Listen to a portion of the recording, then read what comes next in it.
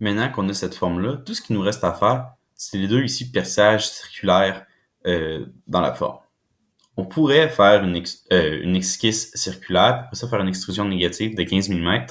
À la place, on va utiliser la fonction perçage de Onshape. Donc pour ça, il faut faire une esquisse qui est un point qui est centré sur le milieu du cercle qu'on va vouloir faire. Donc il faut trouver où est-ce qu'il est, ce cercle, ce milieu-là. Donc ce cercle-là, ici, il est à 1, 2, 10 mm de l'arête qui est ici. Il est à 1,5, 15 mm de l'arête qui est ici. Donc si on retourne dans Onshape, on va se faire une esquisse. On va sélectionner ici. Bon, et là, je trouve que c'est vraiment plus facile si on regarde de dessus comme ça. On va zoomer.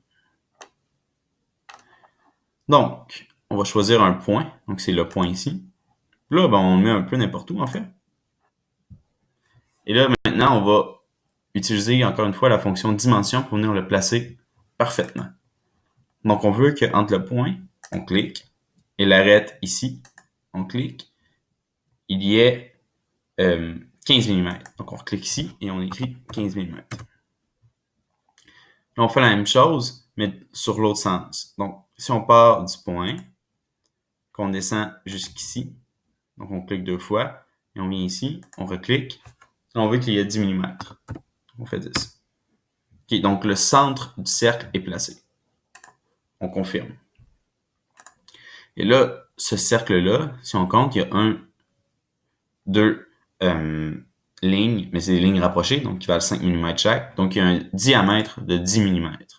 Donc, la fonction perçage, elle est ici, hole. On clique. Et là, il faut aller sélectionner notre perçage, notre point ici, pour faire notre perçage. Et là, par défaut, c'est déjà 10 mm, donc on est correct. On confirme. Là, si on vient ici, on voit que on a effectivement un perçage de 10 mm. Là, il suffit seulement de faire la même chose pour le deuxième. Le deuxième, là, on voit qu'il est aligné ici avec l'arête. Donc ça veut dire qu'il est à 20 mm de cette arête ici. Et qui, encore une fois, il est à 10 mm de l'arête ici au fond.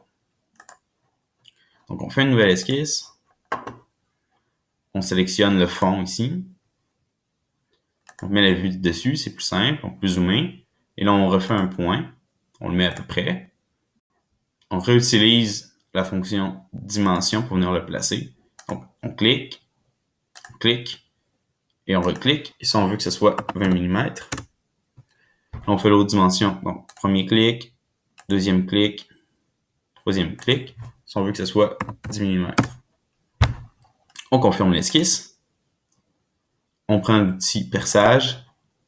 On vient cliquer sur notre point. Encore une fois, par défaut, c'est déjà le bon diamètre de 10 mm. Donc, on confirme. Et là, si on vient ici, on voit qu'on a effectivement fait la modélisation 3D de la forme qu'il y a ici.